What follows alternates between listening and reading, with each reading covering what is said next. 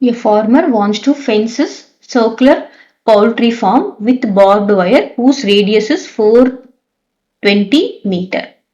அதாவது நமக்கு ஒரு circular poultry farmனா என்ன தெரியும்ல, நமக்கு கோழி பண்ணை. So this is circular poultry farm. இது பாத்தீங்கன்னா இதுதான் நமக்கு பவுண்டரி.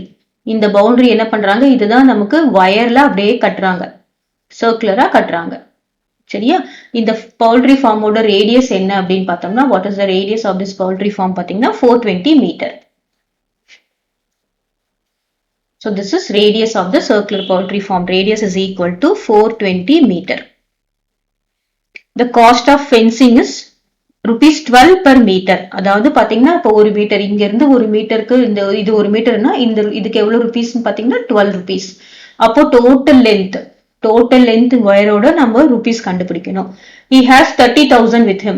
30,000 தான் அவர்கிட்ட இருக்கு. How much more amount will be needed to fence his farm?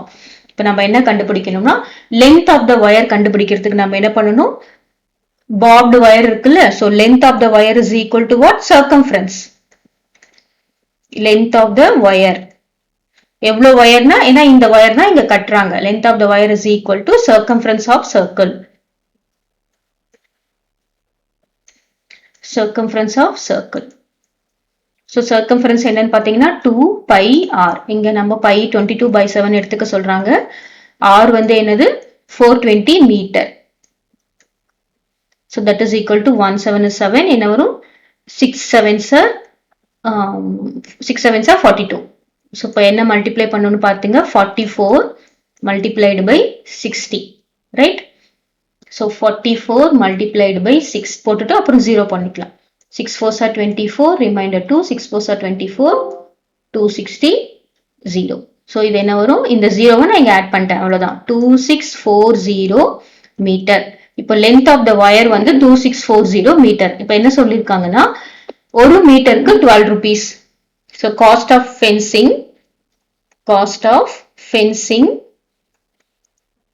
1 meter is equal to எவ்வளோ 12 rupees. அதுவே இப்போ நம்ம என்ன கண்டுபிடிக்கணும், cost of fencing 2640 meter.